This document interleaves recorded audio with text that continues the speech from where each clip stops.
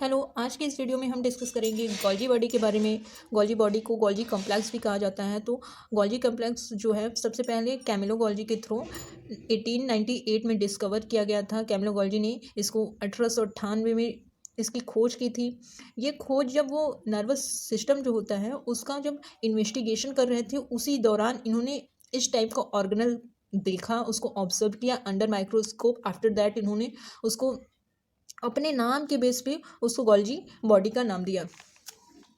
Golgi complex has various name. जो Golgi body है उससे उसके ढेर सारे नेम्स हैं, जैसे golgisomes, Golgi materials, Golgi membrane ETC. Golgi complex of cell of plant and lower invertebrate are generally called as Golgi body और dictyosome. जो प्लांट सेल होते हैं और जो लोअर इन्वर्टिब्रेट्स होते हैं उनका जो गोल्जी कॉम्प्लेक्स होता है उसको क्या कहते हैं, साधारणतः हम गोल्जी बॉडी या फिर गोल्जी बॉडी या फिर डिक्ट्यूसोम कहते हैं। नेक्स्ट हमारी हेडिंग जो है वो है अकरेंस। तो गोल्जी कॉम्प्लेक्स जो है या जो गोल्जी बॉडी है फाउंड इन ऑल सेल्स, सभी सेल्स में पाए जाते हैं except the prokaryotic and eukaryotic cell of certain fungi.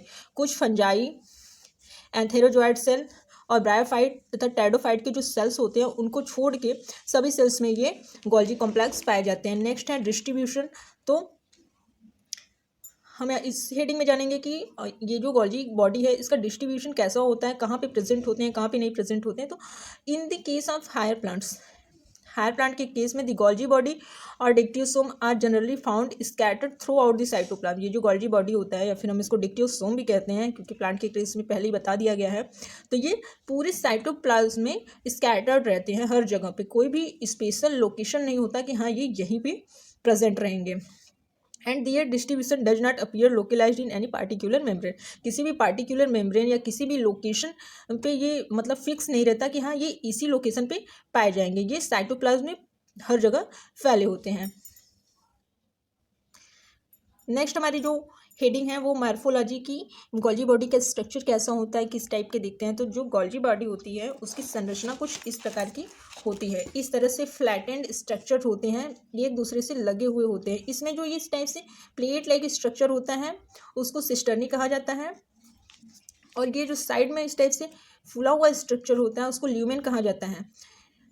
ऊपर की तरफ सिस फेस होता है, नीचे की तरफ ट्रांस फेस होता है। सिस फेस जो होता है वो सेम पोजीशन, ऊपर की तरफ जो सिस फेस होता है ये सिस फेस इंडोप्लाज्मिक रेटिकुलम की साइड होता है, क्योंकि वहाँ से जो भी ट्रांसपोर्ट वेसाइकल्स आते हैं वो इस सिस फेस के थ्रू इंटर करते हैं तथा मॉडिफिकेशन होता है, ट्रांसफॉर्मेशन होता है उसमें, फिर उसके बाद ट्रांस फेस की थ्रू वो बाहर निकल जाते हैं। इसमें ये जो यहाँ पे आप छोटा छोटा इस टाइप की राउंड स्ट्रक्चर देख रहे हैं उसको इनकमिंग ट्रांसपोर्ट वेसाइकल कहेंगे। ये ट्रांसपोर्ट वेसाइकल आ कहाँ से रहे हैं, ये ट्रांसपोर्ट वेसाइकल इंडोप्लाज्मिक रेटिकुलम से आते हैं, जिनमें कि प्रोटीन, लिपिड, कार्बोहाइड्रेट प्रेजेंट होते हैं, लेकिन वो इसके थ्रू गोल्जी बॉडी में और उनका ट्रांसफॉर्मेशन होगा तथा फिर उसके बाद वो ट्रांसफेस के थ्रू बाहर निकल जाएंगे। जब ये ट्रांसफेस के थ्रू बाहर निकलते हैं तो उसको सिक्रेटरी वेसाइकल कहते हैं। इसमें हर प्लेट में एक सिस एक ट्रांस, एक सिस एक ट्रांस, इस टाइप से स्ट्रक्चर्स होते हैं। चूंकि ये इतने पास में होते हैं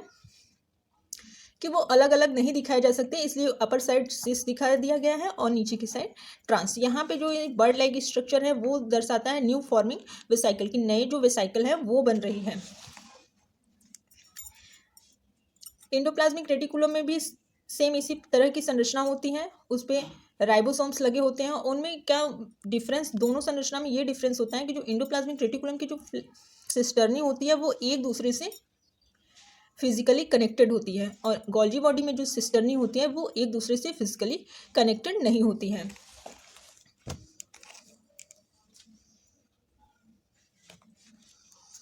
तो एक बार इधर देख लेते हैं। The Golgi body of plant cell are about 1 to 3 mu in length. जो प्लांट सेल के गोल्जी बॉडी होते हैं वो 1 से 3 म्यू लेंथ में होते हैं और 0 to 5 म्यू इन हाइट में 0 to 5 म्यू होते हैं। The Golgi body of plant cell and the Golgi body of complex animal cell are generally similar in their basic morphology. जो प्लांट सेल की Golgi body होती है और जो animal cell की गोल्जी बॉडी होती है वो मार्फोलॉजिकली सिमिलर होते हैं। The Golgi body has plate like structure, पहले ही बता दिया गया, which are known as cisternae. इस टाइप की उसमें प्लेट लाइक स्ट्रक्चर होती है जिसे सिस्टर्नी कहा जाता है। Outer network is interconnected tubule on the outer most part there some rounded structure, वहाँ पे कुछ छोटे छोटे गोले गोले स्ट्रक्चर्स होते हैं जिसको वेसाइकल्स कहा जाता है। यहाँ पे दिखाई दिया गया कि ये सिस्टर्नी है, ये वेसाइकल्स है, इसको ल्यूमेन कहा जाएगा। ये इस टाइप से जब बड ल्यूमेन के बाहर इस टाइप से अगर बड जैसी संरचना बन रही है तो उसको हम ये रिकॉग्नाइज कर सकते हैं कि यहाँ पे नए वेसाइकल्स का फॉर्मेशन हो रहा है। ये ट्रांसफेस है, तो ये जो इनकमिंग वेसाइकल्स होते हैं, ट्रांसपोर्ट वेसाइकल होते हैं, उनका ट्रांसफॉर्मेशन होता है, फिर वो ट्रांसफेस से बाहर की ओर निकलते हैं। तो ट्रांसफेस में जो वेसाइकल होंगे उसको सिक्रेटरी वेसाइकल कहा जाता है। नेक्स्ट हमारी हेडिंग जो है वो है फंक्शन। तो गोल्जी बॉडी के फंक्शंस क्या होते हैं वो हम यहाँ पे जान लेंगे। It is used in the formation of secretory vesicle, ये जो सिक्रेटरी वेसाइकल होता है उसके फॉर्मेशन में यूज़ होता है। कैसे, जो इंडोप्लाज्मिक रेटिकुलम होता है वहाँ से जब वेसाइकल्स गोल्जी बॉडी के लिए गोल्जी बॉडी में आते हैं तो उन वेसाइकल्स में बहुत सारे प्रोटीन, लिपिड, कार्बोहाइड्रेट ये सब प्रेजेंट होते हैं जो कि यूज़फुल नहीं होते, और जब वो गोल्जी बॉडी में आते हैं तो उसका फॉर्मेशन किया जाता है और उसके बाद वो ट्रांसफेस के थ्रू सिक्रीट कर दिया जाता है। नेक्स्ट है, it is also used in the formation of plasma membrane. ये जो गोल्जी बॉडी होता है ये प्लाज्मा मेम्ब्रेन के फॉर्मेशन में भी हेल्प करता है। It is also used in the formation of cell wall in the plant cell. जो प्लांट सेल होता है उसके सेल वॉल के फॉर्मेशन में ये गोल्जी बॉडी हेल्प करता है। It is also used in the formation of intracellular structure of spermatozoa of animal cells. जो एनिमल होते हैं उनके जो स्पर्मेटोजोम्स होते हैं उसका जो इंट्रासेलुलर स्ट्रक्चर होता है उसके फॉर्मेशन में ये गोल्जी बॉडी बहुत ही मददगार होता है, बहुत ही यूज़फुल होता है। It is also used in the formation of protein and lipid. ये गोल्जी बॉडी प्रोटीन और लिपिड के फॉर्मेशन में भी हेल्प करता है। It has a key role in the secretion of hormones. ये जो गोल्जी बॉडी होते हैं ये फॉर्मेशन के अलावा जो हार्मोन्स होते हैं उनके सिक्रीशन में भी मदद करते हैं, हेल्पफुल होते हैं। It is also help in the formation of milk protein droplet in mammary gland of mice. Mice का जो मेमोरी ग्लैंड होता है उसमें जो मिल्क का प्रोटीन ड्रॉपलेट होता है उसके फॉर्मेशन में भी ये गोल्जी बॉडी हेल्प करता है। तो ये थी आज की हमारी टॉपिक गोल्जी बॉडी। अगर वीडियो आपको अच्छी लगी हो तो वीडियो को एक लाइक ज़रूर कीजिएगा, और चैनल पे बने रहना चाहते हैं तो प्लीज़ प्लीज़ प्लीज़ चैनल को सब्सक्राइब भी ज़रूर कर दीजिएगा। Thanks for watching.